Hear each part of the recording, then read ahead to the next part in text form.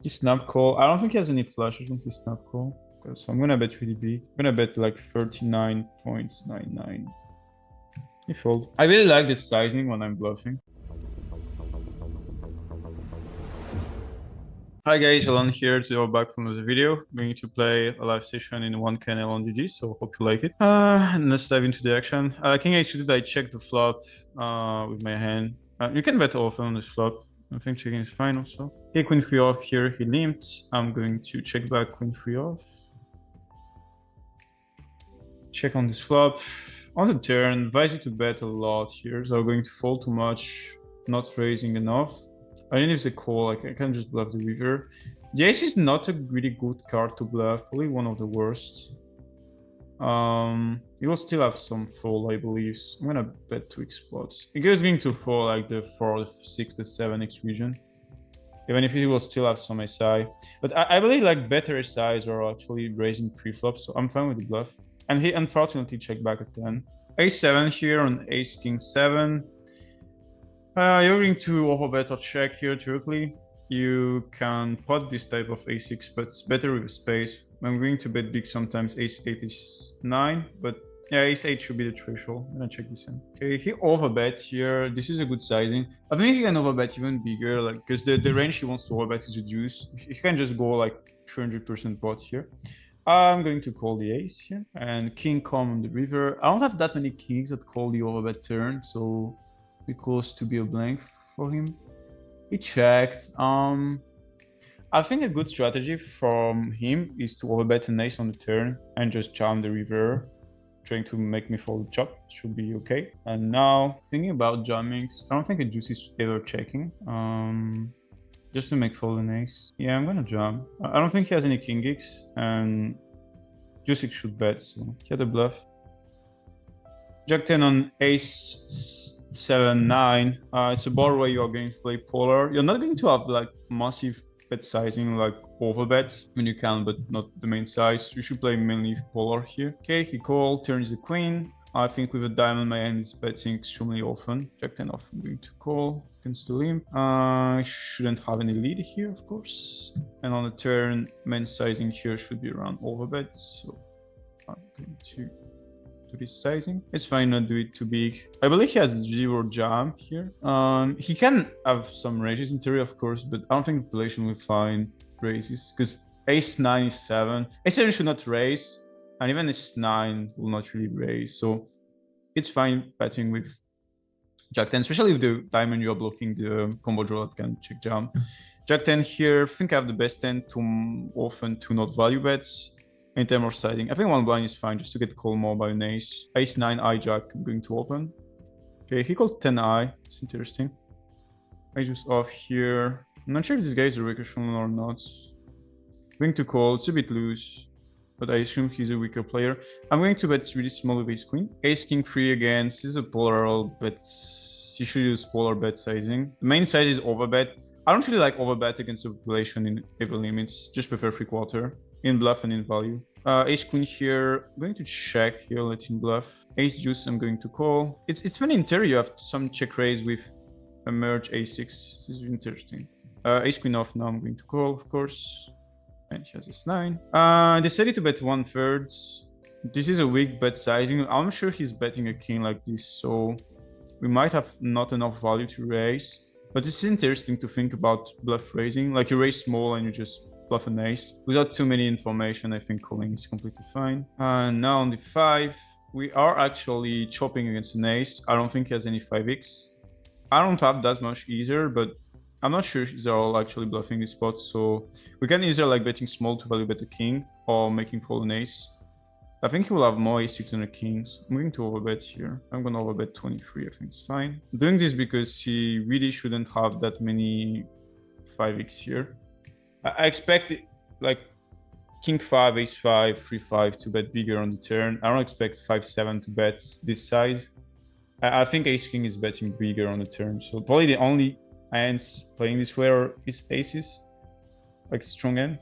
But otherwise just an ace. So I'm fine with overbetting. Maybe we can overbet a bit bigger, like 28. I'm fine with the size.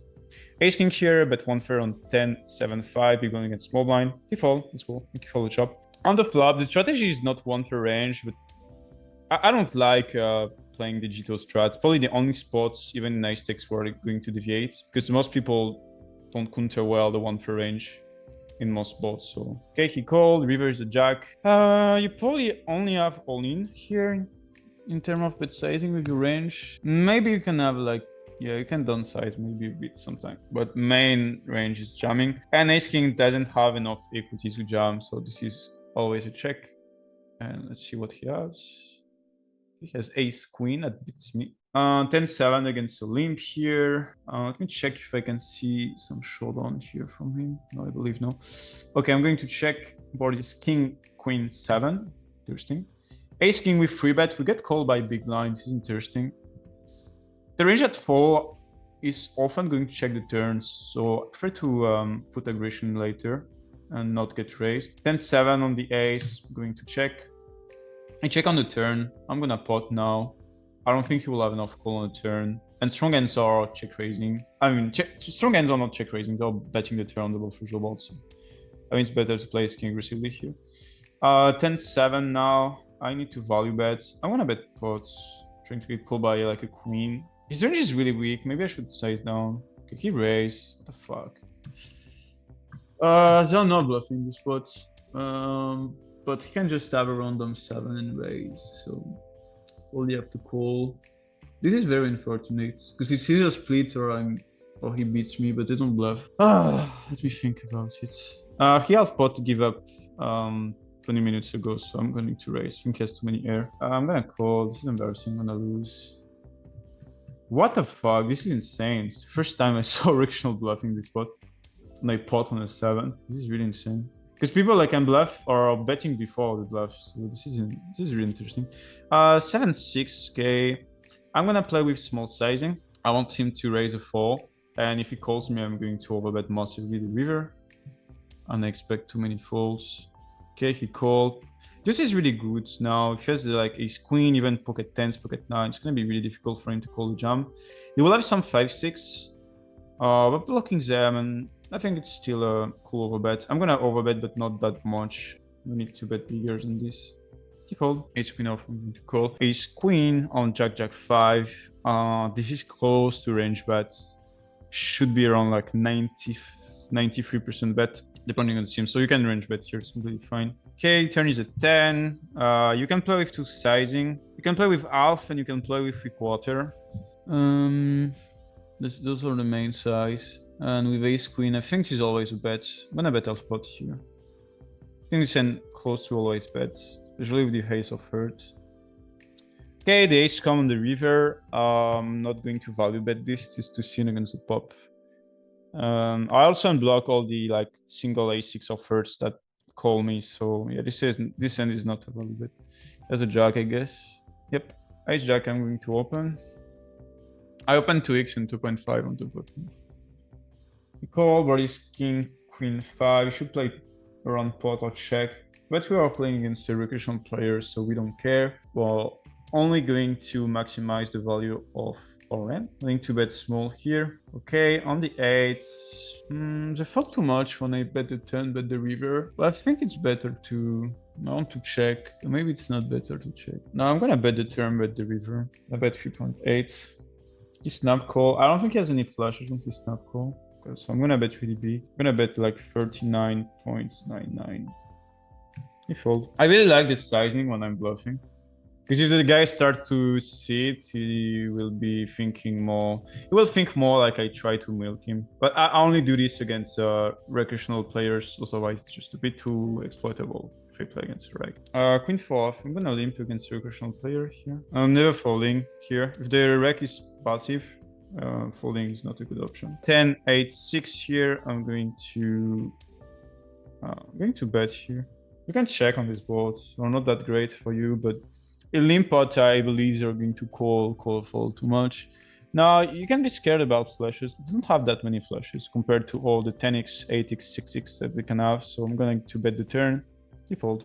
Jack 10 against Iniso. It's a call or a re-raise. I think my end play probably a bit better as a call with this guy in the pot. Okay, let's play 4 ways. Flush draw. Thinking about leading small. I don't think it's a play. It actually makes sense because this guy only have like ace, king, aces as a nuts. So, and also when people, I prefer to do it when I have the king of, like if I have king 10 of clubs, I have more equity. Also, it's probably not great because players can have a6 of clubs and I can be really draw that. Okay, this guy bet half pot, so probably an ace. I'm not going to raise here. I'm only going to call. I'm thinking about raising, but I don't want to broke on the flop, so probably calling is better. Okay, with the flush, you absolutely need to lead here. Checking is a mistake because his range is mainly an ace. He will not bluff like king jack, so you need to get called by an ace. I think his main a6 has either clubs or two pairs, so I can size up. I think this sizing is fine. I think half pot is great. I don't really want to make him fold a6 without clubs. So I'm gonna bet half pot. Okay, he call. River is a 4. I don't think he's folding two pairs. I think he's folding a single ace6 super often. But half pot, I don't think he fold an ace. This is difficult. I'm gonna bet half pot, but I'm really not sure what's the bet size here. I think half pot is still like one of the best when I'm not sure about the sizing I do because it still allow me to get called by his jack, his queen. And two pairs never folding this size. So in general, what I advise you is, as you see, I was not sure about my size. So I try to, yeah, he tanked with two pair with my half pot c bet. I think it's around the best size.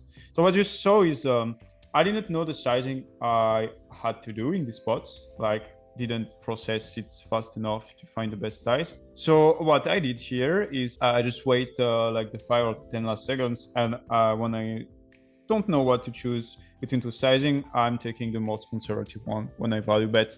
So here in general, I already have a plan of what I'm going to do I already have my plan to know what I do when I'm not sure in certain situation. I have like a grind protocol that I build myself, and the grind protocol is if you don't have that much time on the river and you don't know what to do between two sides and you value bet, you choose the smaller one.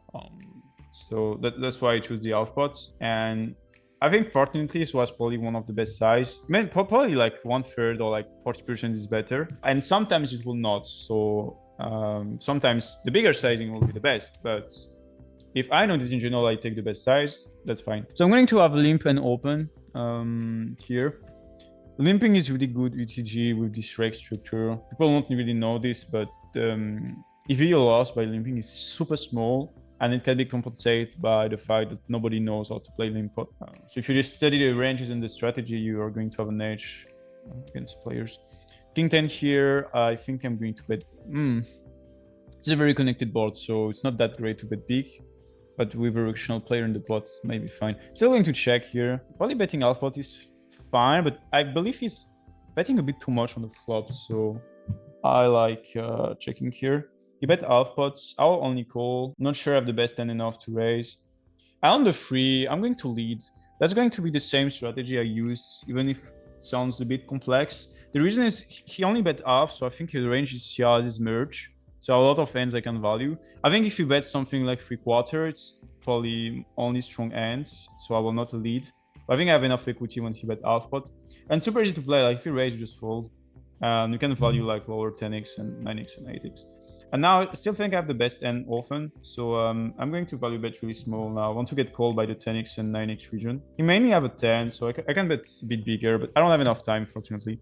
So in this scenario, I think 60 is the best. And I was not hesitating, just I didn't have enough time to put 60. And he called me with Jack 9, so yeah, that's the plan. I think he's calling me if I bet 60 or even 48. The problem is, when I do videos and explain my thoughts, I need to take more time to take my decision, so yeah, unfortunately, I choose the wrong size here in these spots. So pocket 9, but again, I took the wrong side just because I knew that I need to explain my thoughts, so I'm not going to know this is a mistake. I think I told it in the video, but I'm writing every mistakes I do. King 10 here facing a limp. Not sure how loose he is, so I'm going to check.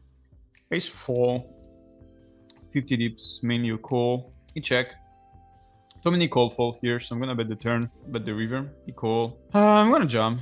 think I have max fold equity here when I jump. And shouldn't have that many flushes, so I'm fine. We can bet 90, but I have more fold equity when I do this. It's not going to be elastic. Ace 4 here against the stack size in this board. I'm gonna bet half pots. You can bet like 1/3 half pots. Some 3/4 also is fine. Ace 4 suited on the 7. Probably going to bet this one. You make for like ace queen, ace jack, ace king. So when you touch an ace, it's more clean. We bet often. I really hate this jam, to be honest. It's really bad because it weakens his calling range. I know like he's all playing with so much jam. It's not good. No, I'm in shitty spot. Well, I need 35, and because sometimes I will. Yeah, I think I just need to call this. I'll add the 35%. Like even if he has over, this is not poor. I don't need to think about it. Yeah, this is the worst. Absolute worst scenario is when he has a7. But like some scenarios are like 60 or 70. I read him twice. I really don't like the jam. Like he's calling nothing in the version. Between 40 minutes. Yeah, I'm just going to calculate later the turn call, but should really be okay. Yeah, I have 80% against. Like I need 35, and I have 18 in this case. And in case he has a draw, I have like probably something like 80. Just it needs to happen more often than him raising a 7. It probably might not be the case. I don't think he's going to raise like any 7x because I'm barreling quite poor. So if he's only raising king 7, like 7 and draw, that's fine. But if you start like calling draws and not raise them, I'm a bit in the trouble in this spot, and then it should be a fold. The jam is a fine with 7 of clubs as a stack size. Just if he jams too many 7x, it start to be bad. Pocket 10 here, I'm going to open. Pocket 10 here, always a call in this position. Maybe you can have some... No, you don't have jams here. Okay, you bet 1/4. You can mix between 1/4, 1/3, and a bigger size. And I call him. You bet half pot.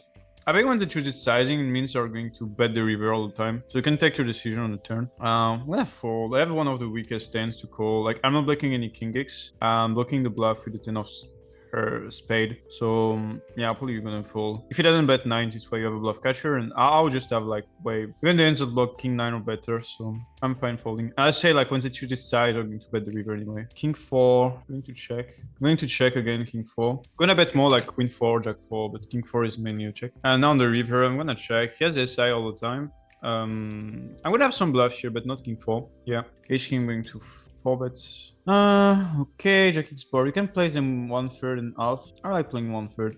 I don't expect them to raise enough. So ace queen 8, so should have less small bet on ace queen 8, but it's still fine to play small bet. If the ball as flush draw, you play more big sizing, unless 1/3. Ace king of clubs, blocking the floats at call fold. This is king, it's mainly the check. King queen now. I'm going to value bet. 1/3 is fine. Maybe in theory a bit bigger, but I like 1/3 here. Yeah, I'm gonna fold. I'm not gonna bluff this one. I'm going to 3-bet 10 ace, so he opens really loose, freaks. And if he's not 4-betting enough, that's fine. And against a check, that's going to be a fold. Okay, we hit a 10, perfect. I don't think he's going to fold too much, an ace anyway. So I'm just going to bet really small, trying to get called by complete random hands. I'm gonna bet 25. If you play 100 dips, this is a bad strategy and you should play a bigger size. Stacks depth, it's really easy to go for free streets on the blank. He's not going to fold an ace, I believe, so I'm just going to bet this size. We're at 138. It's enough for the pot to be around 500 and him having less than 400. That's why I say this way. I won't size down because, okay. Oh, wow. I don't think I can get away here. He just doesn't have that many flushes. Can have a random king queen, can have an ace. I mean, this guy is way too volatile for me to fold a 10, so I'm gonna call. Yep, that's why you shouldn't fold here. Sometimes this will be a fold, but not against this guy.